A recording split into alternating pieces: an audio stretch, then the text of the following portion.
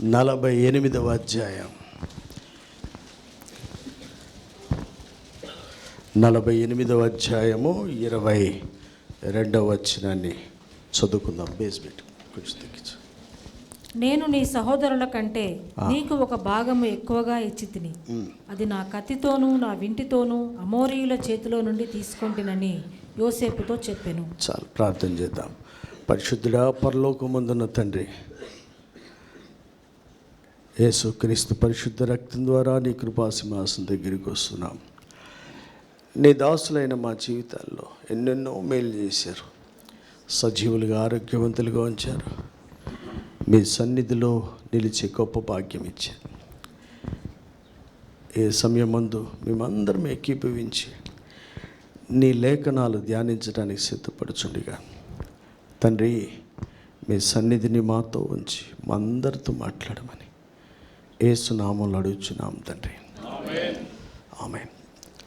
గత వారం మనం ధ్యానం చేసిన అంశం మీలో కొంతమంది గుర్తుంటుందని నేను అనుకుంటున్నా. ఎందుకంటే అంతమంది మనసు బెటర్ కాబట్టి. ఆ కొంతమందిలో మీరుంటే సంతోషం. గుర్తున్న వాళ్ళంతా స్తోత్రం చెబుదాం. చెప్పిన వాళ్ళని పిలిచి అడిగితే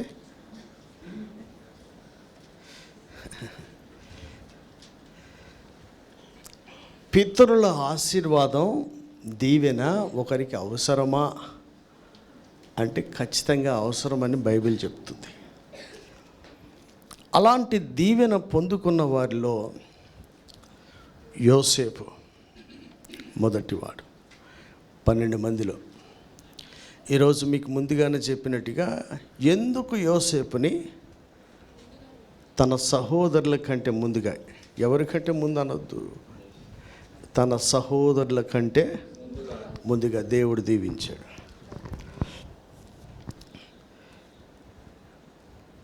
ఎవరైనా పక్కన వాళ్ళని చూస్తుంటే ఎందుకు మా అక్క కంటే మా చెల్లె కంటే నేను కొంచెం ఓ స్టెప్ డౌన్ తక్కువ ఎందుకున్నా అని ఎప్పుడైనా ఆలోచన చేశారా? లేకపోతే ఒక మెట్టు ఎందుకు ఎక్కుకున్నా అని ఆలోచన చేశారా? నేను అనేక మార్లు చెప్పినాడు, మా తమ్ముడిని నేను ఎప్పుడు పోల్చుకుంటా. నాకు 1,00,000 ప్రశ్నలు రావు. బోల్డ్ అనే ప్రశ్నలకి ఆల్మోస్ట్ 99% జవాబులే తెలుసు. ఎందుకంటే జవాబులన్నీ బైబిల్లోనే ఉన్నాయి.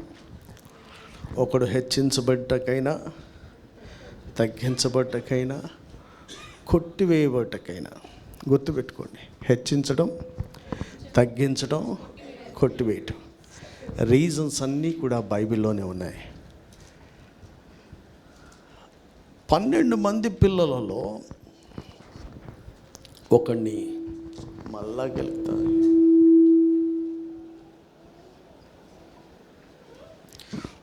ఒకడు మంచి ఉద్యోగస్తుడు కావాలి మనకి. ఈ పోస్టింగ్ అందరికి కెలుకుతున్నారు, నాతో సహా. నాకు కూడా రాదు. మనకు కూడా సరిగా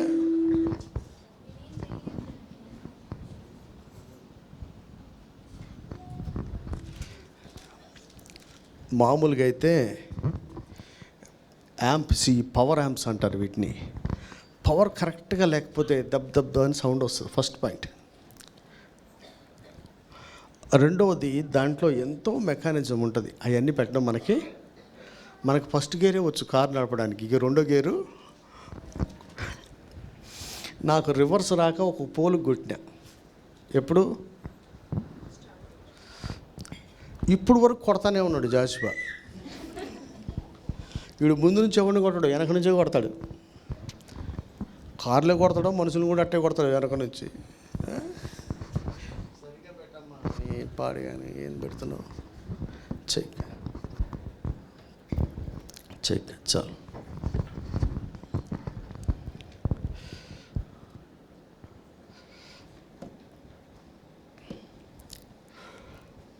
మనందరి ఆధ్యాత్మిక జీవితాల్లో ఎప్పుడైనా ఒక ఇంట్లో ఒక కడుపును పుట్టిన వాళ్ళకంటే, అయ్యే సరిత, వాళ్ళిద్దరికంటే నేను ఎందుకు ఈ ప్లేసు అని ఎప్పుడన్నా మన గురించి మనం ఆలోచన చేసుకోవాలి. ఎవరికైతే బుద్ధి ఉంటుందంట వాళ్ళే వాళ్ళ గురించి ఆలోచన చేస్తారట. బుద్ధి లేనివాడు పక్కింటోడి గురించి ఆలోచన చేస్తాడు. మన గురించి మనం ఎంత ఆలోచన చేస్తే అంత మార్పు మనలో వస్తుంది. ఎంత పక్కింటోడి గురించి ఆలోచిస్తుంటే వాడి అన్నీ మనకి వచ్చేస్తాయి. ఈరోజు నా ధ్యానం చేస్తున్న అంశం ఏంటంటే, ఎందుకు యోసేపును తన సహోదరుల కంటే ముందుగా దేవుడు దీవించాడు? మిగతా వాళ్ళని దీవించలేదా? 12 మందిని దీవించారు, కానీ ఒకడిని ఎందుకు అంత ముందుగా అన్న అంశాన్ని ధ్యానం చేస్తుంటే, ఎందుకు దీవించాడు అన్న దాన్ని మనం ధ్యానం చేస్తే మీకు అనేక మార్లు నేను చెప్తూనే ఉన్నా, మీరు కూడా గుర్తుపెట్టుకోవాల్సింది ఏంటంటే, ఒక వ్యక్తిని దేవుడు ఏదన్నా దీవించాడు లేకపోతే శిక్షించాడు, అలాగే ఒకడిని కొట్టివేశాడు అనడానికి కరెక్ట్ రీజన్ లేకుండా దేవుడేమి, ఎందుకంటే ఆయన అంతరంగాన్ని పరిశీలించే నీతిగల దేవుడు. రెండవదిగా ఆయనకి పక్షపాతము లేదు, ఆయన తీర్పులన్నీ. మరి ఒకడిని కొట్టివేశాడంటే తీర్పు కరెక్ట్గా ఉందని, ఒకడిని దీవించాడంటే కూడా తీర్పు కరెక్ట్గా ఉందని, ఒకడిని తగ్గించాడంటే కూడా తగ్గించే చెప్పన. పౌలు గారికి ఒక ముళ్ళు పెట్టాడు. పౌలు గారికి కొంచెం బేస్ పెట్టి కొంచెం అయ్యగలగమాక ఈమెకి గెయిన్ అంటే నచ్చలేదు, ఊకే అందులోకే పోతుంది. లైఫ్లో కూడా కొంతమందికి ప్రతిదానికి వాడికి ఒకటే సమస్య. ఇప్పుడు నా ప్రాబ్లం ఏంటి? షుగర్ పెరిగిందంటే ఏమో బిర్యానీ తినలేదు, పెరగలేదు అక్కడ. దేనికైనా అదే సొల్యూషన్. ఇంకొకరికి నిద్రే సొల్యూషన్.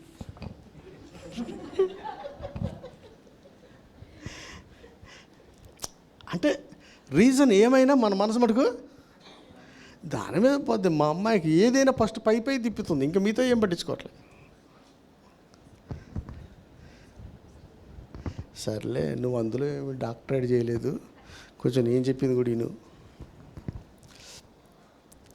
చాలామంది జీవితాల్లో, అయ్యా మీరంతా శ్రద్ధగా వింటున్నారని అనుకుంటున్నా, నాకు ఆడికి రావాలనిపిస్తుంది కానీ ఈ మైకులో వస్తుందా పాప, నేను అక్కడ రానా? నాకెందుకు ఇక్కడ ఉండబుద్ధి కావట్లే ఈరోజు.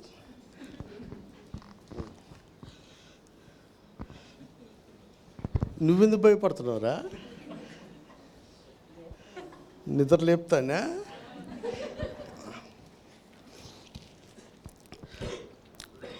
మన జీవితాల్లో ఎప్పుడైనా సరే ఫస్ట్ బ్లడ్ రిలేషన్లో ఎందుకు మనం మంచి అయినా సరే చెడైనా సరే రెండిటి గురించి ఎప్పుడైనా ఆలోచన చేశారా?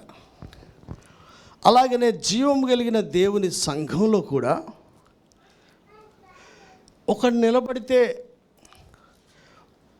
పాట పాడుతుంటే ఇంకొకటి కన్నీరు వస్తున్నాయి, ఒకడు నిలబడుతుంటే ఒకడు ఈగిలిస్తున్నాడు పళ్ళు పెట్టి. ఎందుకట్లా అని ఎప్పుడన్నా ఆలోచన చేశారా? నువ్వు నిలబడి 2 మాటలు చెప్తుంటే ఒకడు సరి చేసుకున్నాడు, నువ్వు నిలబడి ఇంకొకటి నిలబడి మాటలు చెప్తుంటే కౌంటర్ వేయడానికి ఇంకోటి ఎదురు చూస్తున్నాడు. ఎందుకు ఇలా జరుగుతుంది? వాడి మీద పెట్టుకోకబ్బా, అసలు ఎందుకు నేను నిలబడితే ఇలా జరుగుతుంది అన్నది మనం ఆలోచన చేయాలి. ఫెయిల్యూర్స్ కానీ సక్సెస్లు కానీ అసలు ఎందుకు జరుగుతున్నాయి, ఎందుకు వస్తున్నాయి అన్నది ఆలోచన చేయాలి.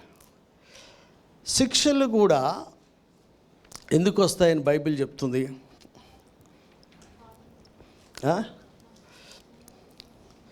ఎందుకు దేవుడు శిక్షిస్తాడు? ప్రేమించి క్షమిస్తలేదు, ప్రేమించి శిక్షిస్తాడు. ప్రేమించి శిక్షించిన వెంబటనే తప్పు అయిపోయింది అనగానే క్షమిస్తాడు. ఏం శిక్ష లడ్లు ఇచ్చుకుంటా క్షమించడు. క్షమించేది ఎంత కరెక్టో అది శిక్షించిన తర్వాత ఒప్పుకుంటే ఖచ్చితంగా ఆయన క్షమించడానికి సిద్ధ మనసు. ఎప్పటిదాకా? మనం చచ్చేదాకా. కానీ ఆ చచ్చిపోయేటప్పుడు కూడా లాస్ట్ దాకా కూడా నీతిమంతుడు, నేను అనేక మార్లు ఈ మధ్యలో చెప్తున్నా, నీతిమంతుడు పడడం ఏంటి? ఒకడు నీతిమంతుడు 7 సార్లు, ఇంత నీతిమంతుడు బైబిల్లో రాయబడు పడతాడా అంటే పడుతున్న వాళ్ళు ఉన్నారు, తొట్టిల్లి పడుతున్నటువంటి వాళ్ళు ఉన్నారు. ఒళ్ళు బలిసిపోయి కావాలని పడి నేను చూడు ఎట్లా పడ్డానో మళ్ళీ లేస్తాను వాళ్ళు లేగడం. తొట్టిల్లకుండా దూతలను పరిచయను పంపిస్తాను కదా. ఈ రీజన్స్ అన్నిటి గురించి అసలు మన గురించి మనమే ఆలోచన చేయాలి. ఎందుకు నేను ఇట్లా, నన్ను దీవించాడంటే ఎందుకు, నాకు ఎందుకు ఆశీర్వాదం రావట్లేదంటే ఎందుకు, నన్ను దేవుడు ఒక స్థాయి నుంచి ఇట్లా కిందకేసాడు ఎందుకు, నన్ను అసలు ఎందుకు కొట్టేశాడనే సంగతి తెలియదు. చాలామందికి తగ్గించితే తెలుస్తుంది, హెచ్చిస్తే తెలుస్తుంది, కొట్టేస్తే తెలియదు. కొట్టేస్తే ఎందుకంటే ఎందుకు అంటే మనకు బైబిల్లో సంసోన్ గురించి తెలుసు, సౌలు గురించి తెలుసు, వాడిని కొట్టేసిన సంగతి వాళ్ళకే అసలు తెలియదు. చాలామంది ఫెయిల్యూర్ మినిస్ట్రీస్ అన్నీ దేవుని సన్నిధిలో లేని వాళ్ళందరూ కూడా ఇప్పుడు లక్షల మంది సంఘాలు కలిగిన వాళ్ళు ఉన్నారు. యాక్చువల్గా వాళ్ళు దేవుని దృష్టిలో కొట్టివేయబడ్డారు కనుక ఆ దినమున అద్భుతాలు చేయలేదా, 100 బ్రాంచులు పెట్టలేదా, మణిపూర్లో సహాయం చేయలేదా, మా ఇంటికి వచ్చినోడికల్లా ఛాయ్ ఇవ్వలేదా, ఎన్ని చెప్పిన నువ్వెవడో నాకు, యూట్యూబ్లో లైకులు చూడలేదా, నువ్వు ఒక కూడా కొట్టున్నావుగా లైక్ అంటే ఆయన ఎప్పుడు కొట్టలే లైక్, మనమే అందరితో కొట్టించుకున్నాం. ఆయన లైక్ కొడితే ఆయన గుర్తుంటుంది, ఆయన ఎప్పుడు కొట్టలే.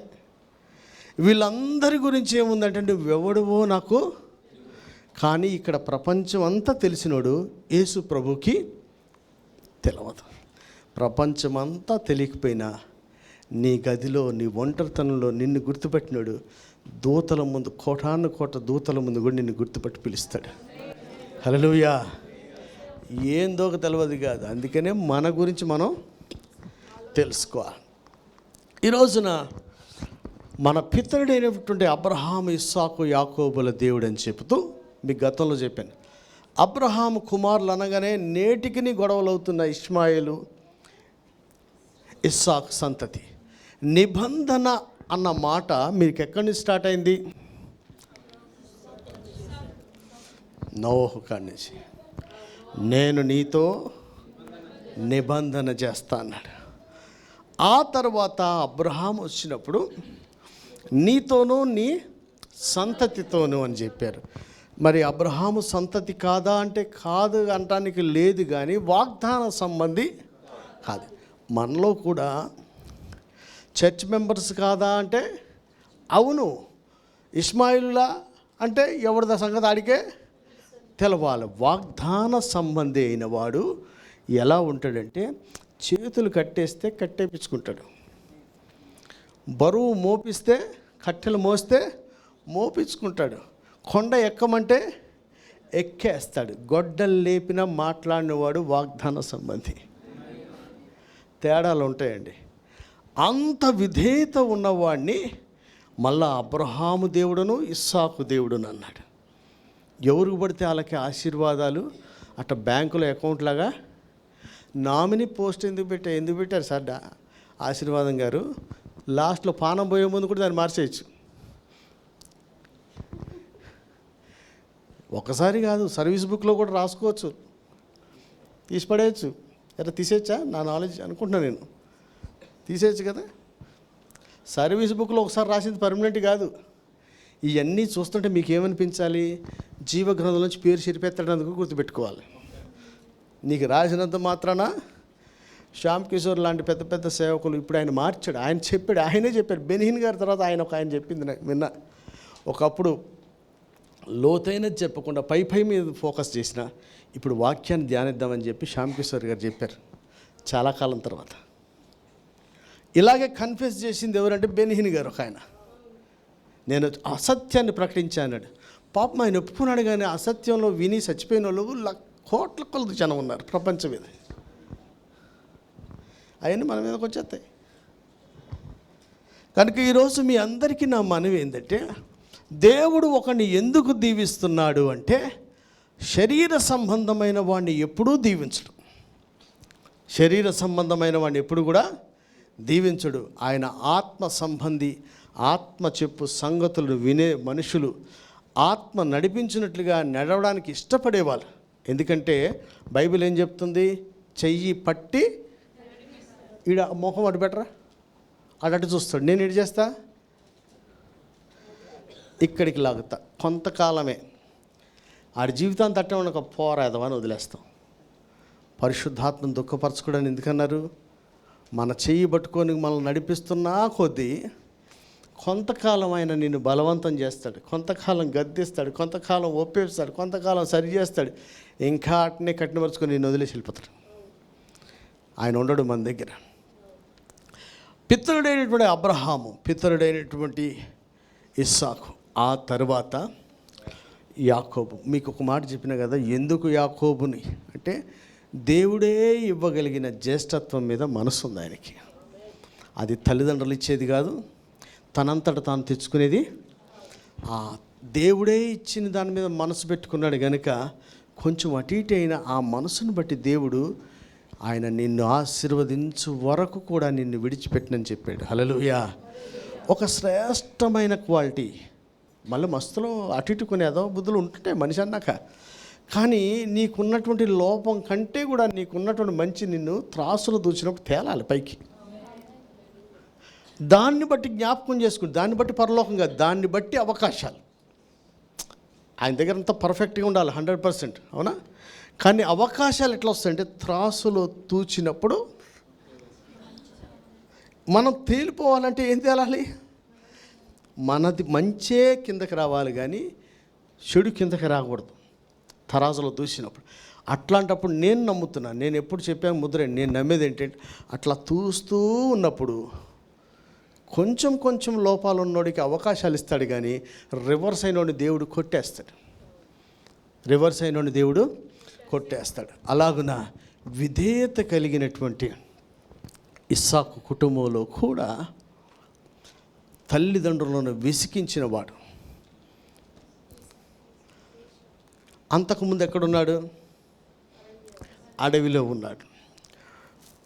తర్వాత ఆశీర్వాదం కొరకు ప్రయాసపడ్డాడు, దేవుడు అతనికి ఇవ్వలేదు. ఎందుకంటే నువ్వెంత ప్రయాసపడినా, నేనెంత ప్రయాసపడినా, ఇప్పుడు దేవుడు దీవిస్తాడు అంటే వేటాడడానికి, అడవికి వెళ్ళడానికి ఎదురు ఏది రాలేకపోయినా ఏమొస్తామండి, ట్రై చేసినాం రాలేదని వెనక్కి రాకుండా ఎట్లనైనా ఆశీర్వాదం పొందుకోవాలని ఎంత కష్టపడినా ఆయనే ఇచ్చిన దాన్ని అట్లా నిర్లక్ష్యం చేసేవా, నువ్వెంత కష్టపడి వచ్చినా మళ్ళీ నీకు ఆశీర్వాదం ఉండదు. తెచ్చాడు కదా, ఇస్తా అన్నాడు కదా, వెయిట్ చేశాడా? ఎప్పుడంత తొందరగా వచ్చిందా? ఎప్పుడంత తొందరగా వచ్చిందా వేట? ఏమి రాలే. ఇంకా కష్టమైనా సరే ఎలాగైనా నేను దీవించబడాలి అన్న ఆశ ఉంది. కానీ నాన్న దీవిస్తే బాగుండు అనుకున్నావు, కానీ దేవుడు ఇచ్చిన దాన్ని వదిలేశావు. చాలామందికి తల్లిదండ్రులు అంటే వీర విధేయులు, దేవుడు అంటే లెక్కే లేదు. దేవుడిని లెక్క చేయని వాడికి తల్లిదండ్రులు ఎళ్ళ ఎంత చూపించినా నీకు దక్కకుండా చేస్తాడు దేవుడు. అందుకని మొదట దేవునికి స్థానం ఇవ్వాలి మనం. అది ఏశావు దాంట్లో నాన్నకు వ్యతిరేకంగా ఏమన్నాడా? నాన్న దగ్గర దేవుణ్ణి లెక్క చేయనందుకు పరిస్థితులన్నీ కూడా అన్నీ రివర్స్ అయిపోయినాయి. కనుక మీరంట రంజీ గారికి 100 సార్లు చెప్పిన, ఒరే వేదవా నువ్వు అన్నీ నేను చెప్పింది గీత దాటకుండా చేస్తాడు, కానీ బైబిల్ ప్రార్థన మటుకు ఇదొక్కటి వదిలేయండి. నేను చెప్పిన పని చేయలేదు అన్నదే లేదు. ఏది చేయడు? దేవుని గురించి చెప్తే మటుకు చేయడు. నాకు ఏ పనులైనా ఇప్పుడు ఎవరికి విధేయుడు? నాకెంత నేను చెప్పిన మాట విన్నా, ఆయన్ని కాదని నేనేం చేయగలను? నేను కూడా ఏశావులాగా దీవిద్దామని కూడా దక్కకుండా చేస్తాడు యేసు. కనుక మీరు మొదట ఆయనకు విధేయులు అవ్వండి. కొరింథీ పత్రికలో సంఘానికి దైవజనుడు రాస్తే ఏమన్నాడు? మొదట దేవునికి, తర్వాత మీలో అందరూ నేను చెప్తే కాదనే వాళ్ళు. అది నా అదృష్టం, అది కూడా ఆశీర్వాదం అనుకుంటా. చెప్తే ఈ పని చేయాలంటే అసలు కాదనే వాళ్ళు లేడు. చెప్పకపోయినా భుజాలకు ఎక్కించుకునేవాడు కూడా లేడు.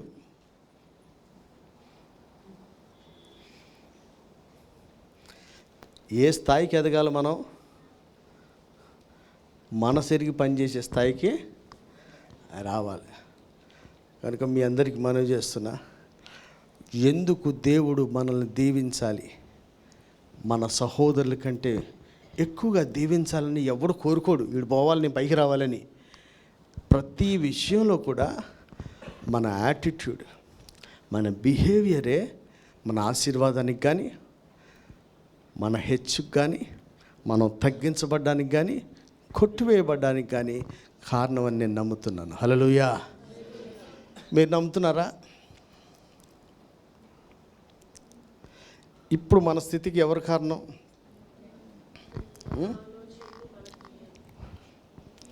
కదా, అది ఒప్పుకోవాలి. ఏమో దేవుడు కరుణిస్తలేదంటాడు.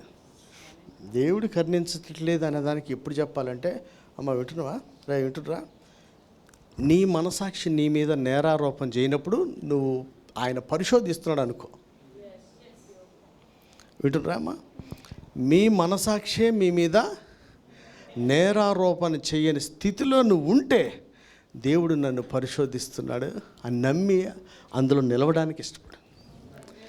నీకే ఏమంటారు, పేజీలు వస్తున్నాయి, ప్రింట్ కొడితే చాలు అన్నీ ఉన్నాయి మన మీద. మనకి ఎవడు పక్కడు చెప్పినవి కాదు, మన మీద మనకే అన్ని దోషారోపణలు చేసినప్పుడు దేవుడు నిన్ను పరిశోధించే అంత లేదు మనకి.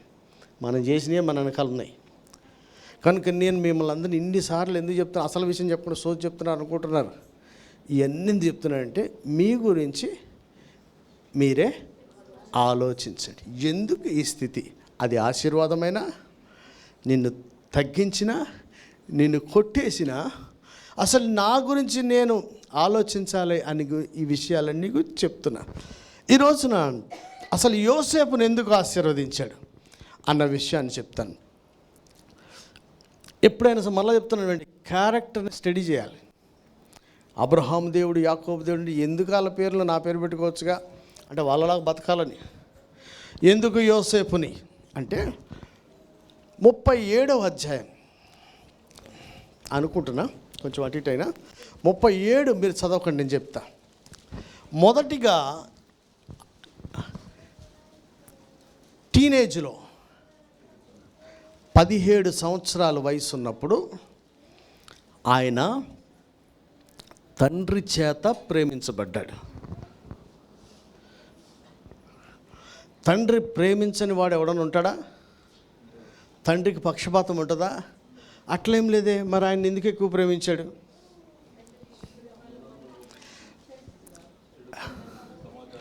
లే ఫస్ట్ తండ్రికి విధేయుడిని దేవుడు ప్రేమిస్తాడు. ఎవరినైనా ఎందుకు ప్రేమిస్తారంటే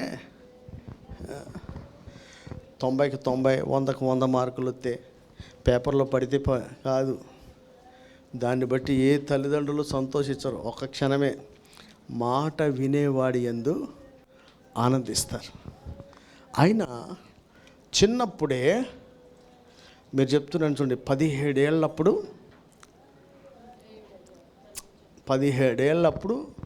ఐగుప్తుకి అమ్మివేయబడ్డాడు. రాయ్ ఆపు. 17 ఏళ్ళప్పుడు అమ్మివేయబడితే ఈ 17 ఏళ్ళ లోపు 27, 37 ఉన్నోళ్ళు కూడా ఆలోచించండి, 17 ఏళ్ళలో ఎట్టున్నావని. 17 ఏళ్ళ వయసులో ఆలోచిస్తున్నావారా? నీ గురించే, నా గురించి, ఈడెప్పుడు నా గురించి ఆలోచిస్తాడు. 17 ఏళ్ళ వయసులో తన తండ్రి మందను మేపడానికి వెళ్ళినటువంటి వాడు. అంటే ఒకడికి ఏ బుద్ధి ఉండాలా? తండ్రి మాట వినే మనసు ఉండాలి. కొంతమందికి ఎలాంటి మనసు ఉంటుంది? మిగతా 10 మంది లేరా? ఈ చిన్నోడికి కూడా డ్యూటీ చేయాల్సినంత అవసరం ఉందా? నీ కాడ ప్రేమే లేదా? నీ కాడ క్షమాపణే లేదా? ఇంతమంది ఏంది క్వశ్చన్ చేయకుండా 10 మంది ఉన్నారా లేదా? వాళ్ళ సంగతి నాకెందుకు, నాకు చెప్పింది నా తండ్రి, నేను ఆయన చెప్పిన పని చెయ్యాలి అనడానికి ఇష్టపడినవాడు కాదు, ఇష్టపడ్డాడు, చేసి చూపించినవాడు. ఎందుకు ఒకరిని దేవుడు దీవిస్తాడంటే వాడి వయసులో ఉన్నప్పటి నుంచి బాల్యము నుండి కూడా వాడి నడవడి శుద్ధమైందో వాని చేష్టల వలన మనకది. ఎట్లాంటి వాడు తండ్రిని సన్మానించేవాడు అనేది ఎప్పుడు తెలిసిందంట, చిన్నప్పుడే. నేను కూడా చాలామందిని తిడతారు, మీకు బాగా తెలుసు. అసలు నేను తిట్టడానికి కారణాలే ఉండవు. మీరందరూ అద్భుతంగా చేస్తారని పనులు చెప్పం, అసలు నువ్వు ఏమారి చేస్తావని. ఏమో నా మీద ఒక కంప్లైంట్, నా భార్య, నువ్వు ఊకే కూర్చొని కుర్చీలో అందరికి పనులు చెప్తావేంటట. అమ్మా, నేను ఎన్ని గంటలు పనిచేసి వచ్చానో, ఎంత కష్టపడ్డానో నాకే తెలుసు, నీకేం తెలియదు. అప్పుడు నువ్వు ఏడున్నావో నీకేం తెలుసు. నేనేం కష్టం చేసినా, ఏం తిన్నా, ఎంత సంపాదించినా, ఎన్ని అవమానాలు పొందా, ఎన్ని ఘనతలు పొందా అన్నీ నాకు. నేను పని చేసుకుంటా పోయాను అనుకోండి, జాషువా గాడు అంత ఎదవ ఇంకొకడు అవడం. ఎందుకంటే నా కాడ ఉన్నావు, నన్ను మించి ఉండాలి. నువ్వు నన్ను మించి ఉండాలంటే నీ సామర్థ్యం ఏందో, నీ లోపం ఏందో నాకు తెలియకపోతే నేను నీకేం చేయగలను. ఒకరి సామర్థ్యం కానీ లోపం కానీ ప్రతి వారి చూడాలి. ఎందుకంటే సామర్థ్యం కలిగిన వాడికి పనులు అప్పగించమని సంఘాలతో చెప్పారు. చూసినప్పుడు లోపంగా ఉన్న వాడిని లోపాలు దిద్దమని కూడా చెప్పారు. ఇవి రెండు ఎవరికి అవసరం? నాకే. కనుక నేను పని చెప్తేనే కదా నీకు అసలు వీర విధేయుడువా,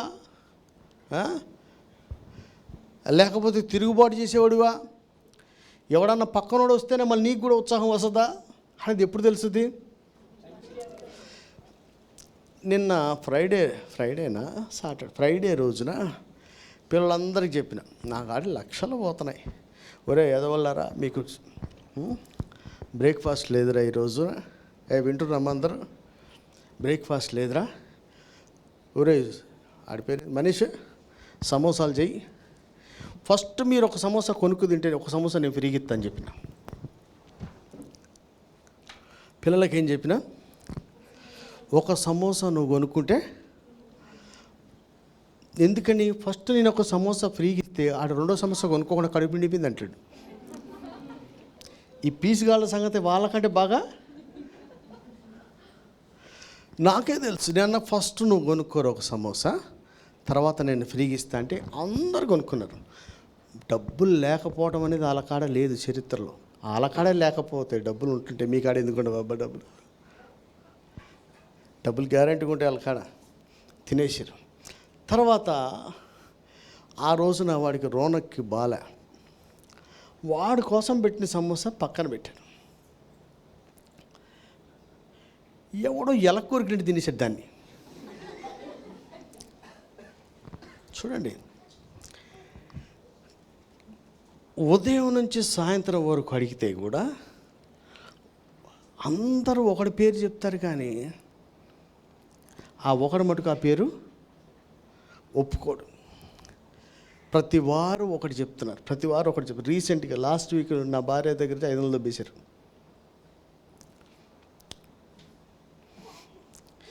నేను అందుకని చెప్తా, ఎవ్వడు మంచోడు కాదు. ఇంట్లో వారం రోజులు పెట్టుకుంటే టార్చర్ తెలుస్తుంది.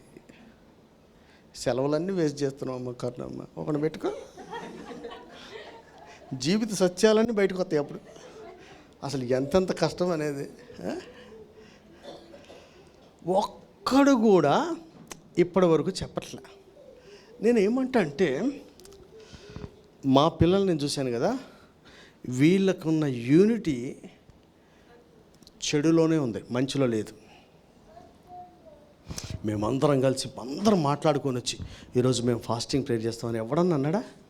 దున్నపోతులు అందరూ వచ్చి మేము బడి మానేస్తామని వస్తారు నా దగ్గరికి. మొత్తం అందరూ కలిసి వచ్చి ఇవాళ బడి మానేస్తాం, ఇవాళ హాలిడే కదా, ఒక 5 నిమిషాలు ప్రార్థన చేసుకుంటే ఏమన్నా అడిగారా? హాలిడే కదా, సినిమా పెట్టు, చోటేమానా డోరేమాన్ పెట్టు, అందరు వస్తారు. ఇంత యూనిటీ ఉంది కదా, ఒక సీసా బలం కొడతారు, బాటిల్ ఎరగొడతారు. ఎవడెరగొట్టిండ్రా అంటే మటుకు సచ్చినా చెప్పరు.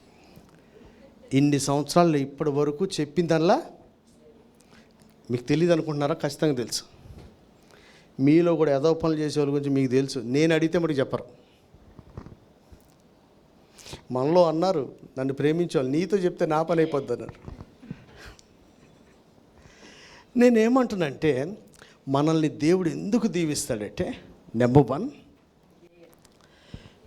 వాళ్ళు చేస్తారా చెయ్యరు అనేది క్వశ్చన్ కాదు. తండ్రి చెప్పాడు, నేను చెయ్యాలి. నా పైన ఎంతమంది ఉన్నారు? సీనియర్లు లేరా? చాలామంది ఏమంటారు, నేను నెనగా మన చర్చకు వస్తే ముందు నుంచి ఉన్నాడు, ఫస్ట్ నేనే ఫస్ట్ అంటున్నాడు, ఫస్ట్ దయాకరణ చేయండి తర్వాత చూద్దాం అన్నాడు అనుకోండి, అది చేస్తాడు. సరే నీకెందుకే, నీకు చెప్తే నా పైన ఉన్నోళ్ళు చేస్తుర్రా అన్న క్వశ్చన్ లేకుండా తండ్రి అప్పగించిన పని చేసినటువంటి వాడు.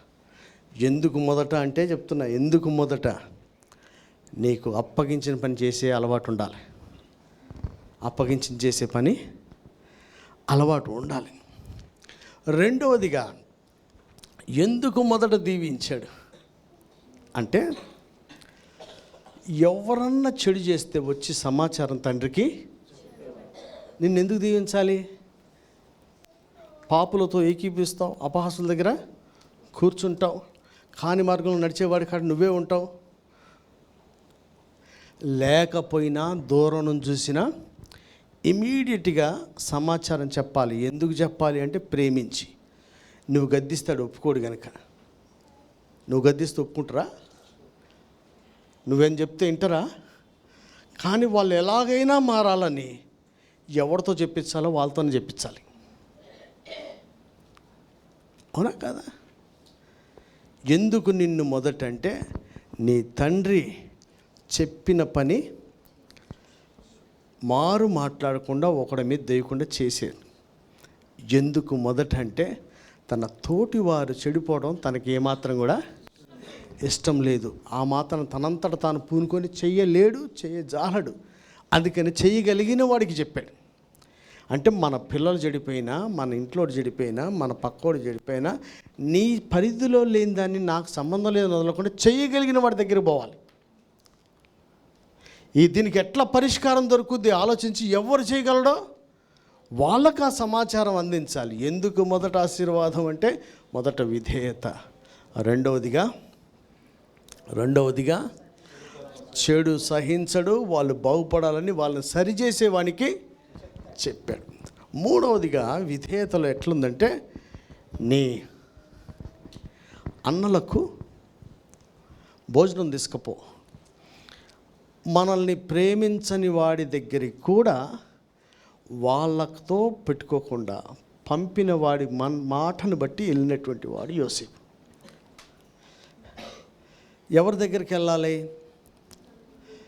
ఆయన ద్వేషించేవారు, ఆయన మీద పగబట్టిన వారి దగ్గరికి. నన్ను పగబట్టారు నాన్న, నాకెందుకో కీడు శంకిస్తుంది, ఈయన నన్ను వేసేస్తాడు, దయచేసి వాళ్ళ దగ్గర కాకుండా ఇంకా 2 మందలు పెట్టు, ఇంకా 4 బర్రెలు పెట్టు, ఇయే కాసుకుంటా. కానీ నేను వాళ్ళ దగ్గరికి అయితే అన్నం అయితే పెండెత్తమన్నా ఎత్తుతా, క్యారేజీ మటుకు తీసుకెళ్ళను.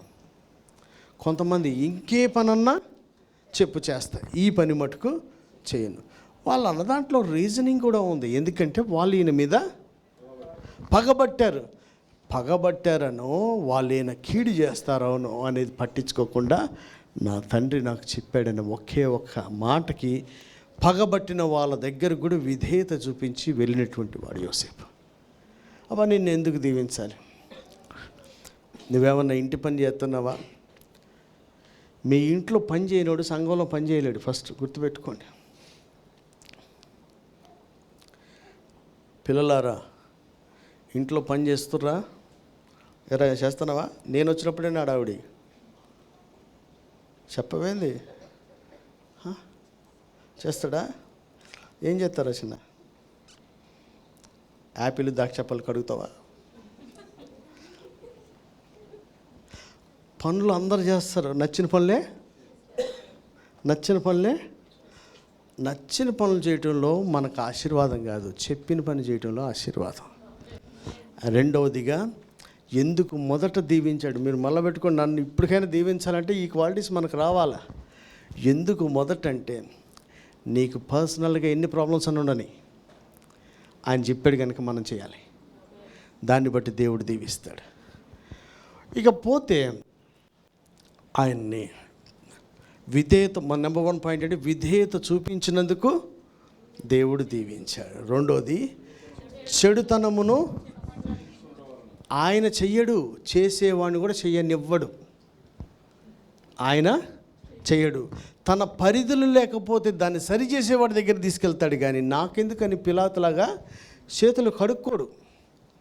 చాలామందితో మనం ఏం చేస్తాం అనుకోవద్దు. నువ్వు చేయలేని పని చేయగలిగిన వాడితో చెప్పించి దాన్ని ఆపించగలగాలి. ఎందుకంటే వాడు నశించడం, నరకానికి పోవడం మనకేమంతా ఇష్టం లేదు. అందుకని కదా మనం చేయగలిగిన పరిచర్య చేస్తాం. పరిచర్య చేయలేని ప్లేసుల్లో ఎట్లా పోద్దని గిడియోన్స్కి డబ్బులు ఇస్తాం, ఎట్లా పోతాయో ఎవరు చెప్తున్నా లేదు, నార్త్ ఇండియాకి పైసలు ఇస్తాం.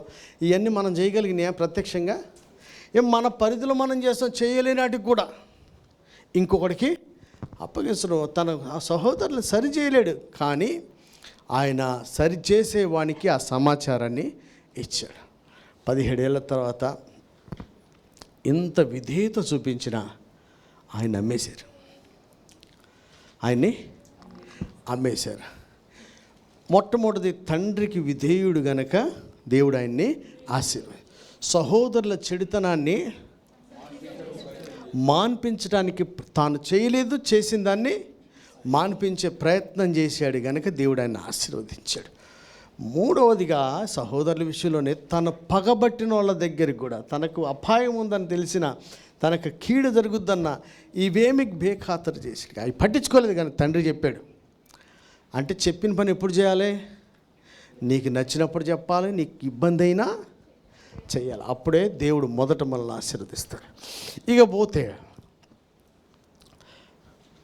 ఐగుప్తులోకి వెళ్ళిన తర్వాత ఆయన శోధన జయించినవాడు. పోతీఫర్ ఇంట్లో ఏమైందట? శోధన.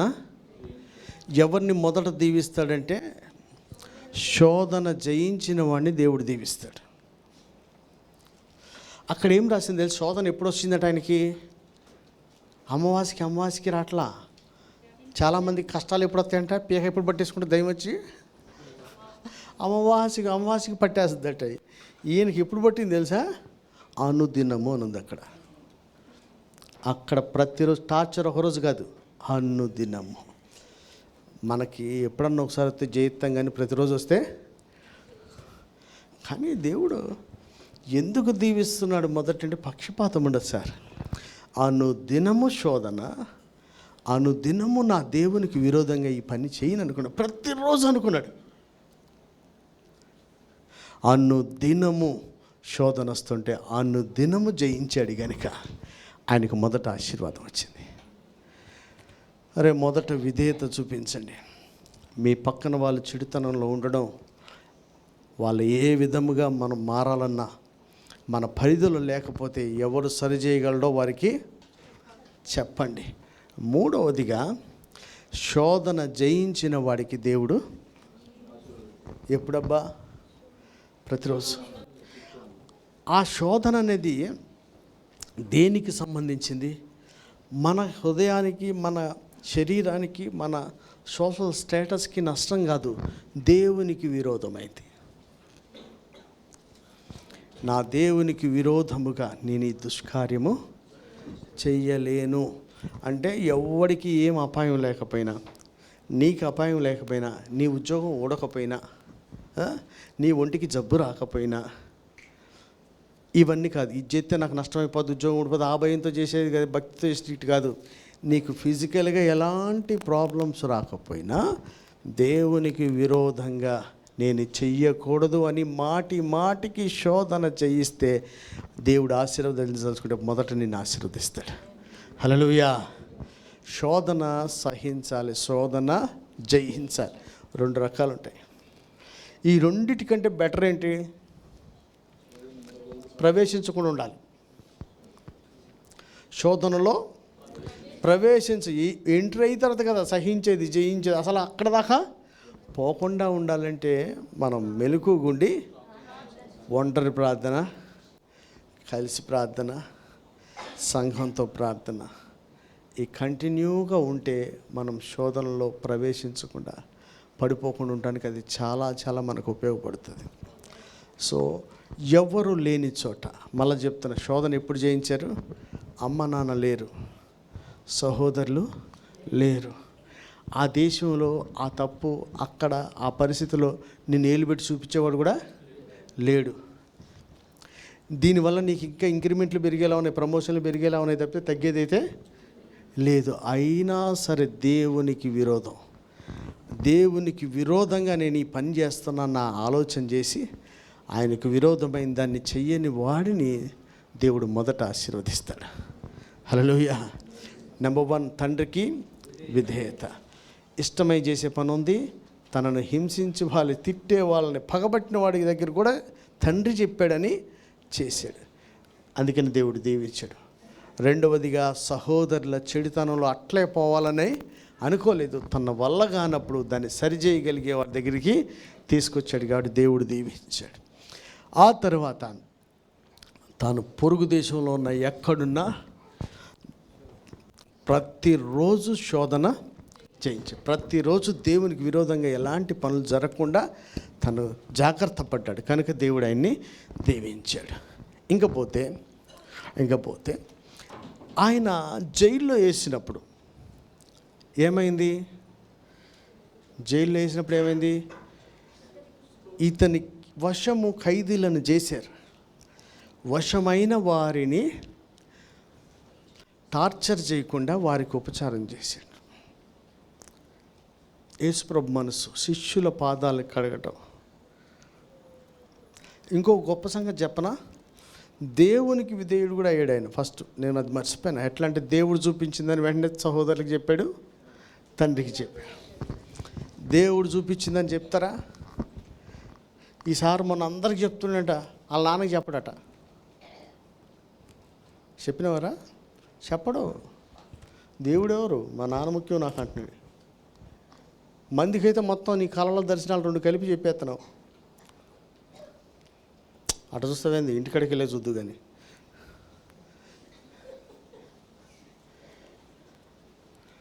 నాకు చెప్తేనే తెలిసింది సార్. అందరి గురించి కళలు దేవుడే ఇస్తాడు. ఎవరికైనా దర్శనాలు కూడా దేవుడు ఇస్తాడు. కళకి దర్శనానికి తేడా తెలుసా? పడుకున్నప్పుడు వస్తే కళ అంటారు, మెలుగుంటే వస్తే దర్శనం అంటారు. సింపుల్, చిన్నవి. కళ అంటే పడుకుంటే వచ్చేది, దర్శనం అంటే మెలుగుంటే వచ్చేది. యోసేపుకు దేవుడు కళ ఇస్తే ఆ కళ సహోదరులకు చెప్పాడు. అందులో వాళ్ళు సంతోషపడేది ఉందా, బాధపడేది ఉందా? దాన్ని బట్టిగా మరింత పక్కబట్టారు. అయినా సరే చెప్పేశాడు. చెప్తావా? బిర్యానీ తినక్కితం చెప్పు, మళ్ళీ మర్చిపోగలవు ఫుల్ అయిపోతే. ఎందుకంటే దేవుడు చెప్పిన దాన్ని చెప్పకుండా ఉండకూడదు. ఎవరికి అవిధేయులు అంటే ఆయనకి అది అవిధేయులు మనం. అలాగా దేవునికి విధేయుడు, తండ్రికి విధేయుడు, సహోదరుల మేలు కోరినటువంటి వాడు. ఆ తర్వాత ప్రతిరోజు శోధన జయించినటువంటి వాడు. ఆ తర్వాత తన ఆధీనంలో ఉన్నవారికి మేము కొట్టదలుచుకుంటే ఎన్ని అదోపనలు చేస్తారంటే పిల్లలు, ఎన్ని నష్టాలు కూడా చేస్తారు. ఎన్నో నష్టాలు కూడా చేస్తారు. మన ఆధీనంలో ఉన్నవాడికి ఉపచారం చేస్తే దేవుడు మనల్ని ఆశీర్వదిస్తాడు. అట్లని వాళ్ళని ఖండించొద్దు, బుద్ధి చెప్పు, సరిచేయని చెప్పట్లే.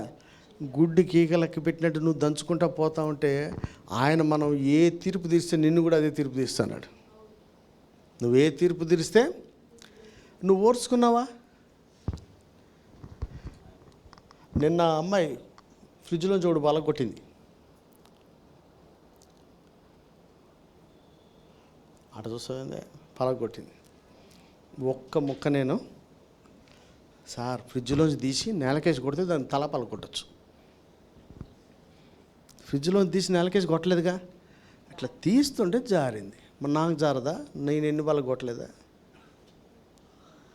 ఎక్కడ నష్టం జరిగినా మన వల్ల జరిగిన నష్టాలు గుర్తొస్తే ఎవరిని ఏం శిక్షించబుద్ధి కాదు. కదా. మన వల్ల కూడా మస్తు నష్టాలు. ఏమల్లా మీరు ఆశీష్ గారి మొహం చూస్తే వీడు ఇప్పుడే 3వ ఆకాశం నుంచి వచ్చాడు అనుకుంటారు. వాడు అట్ట పెడతాడు మొహం, కానీ వాడు ఎన్ని ఎదవ పనులు చేస్తే మొహం అంతా అమాయకంగా పెడతాడు. అది ఎవరికి తెలుసు? నాకే తెలుసు. మీరు కనుక ఆ టైంలో వస్తే, నేను యమదూతను దిగొచ్చా, వీడు పరలోకంలో దిగొచ్చాడు, వెలుగుకి సాతానికి చీకటికి పోరాటం అట్లా అనిపిస్తుంది. ఆ టైంలో చూస్తే అట్లా అనిపిస్తుంది. కానీ సిచ్యువేషన్ ఏంటి? వాడు అంతగా నటించడం కాదు, కథ కూడా రసవత్తరంగా ఉంటుంది. అది చెప్తే అది చూడు, ఇప్పుడు కూడా చూడు, 3వ ఆకాశం వచ్చినట్టు లేడాడు. ఎంత బాగా చెప్తారంటే, ఇవన్నీ ఎందుకు చెప్తారంటే, చర్చిలో మనం చేసే ప్రార్థనలు కూడా అంత యాక్టింగ్ ఉంది. సరే, ఇక్కడ యాక్టింగ్ చేయొద్దబ్బా. ఒకవేళ చేసినావా, గదిలోనే యాక్టింగ్ చేయొద్దు. అక్కడ యాక్టింగ్ అలవాటైపోయి కదా ఇక్కడ దాకా వస్తుంది. అది అక్కడ యాక్టింగ్ చేయకండి.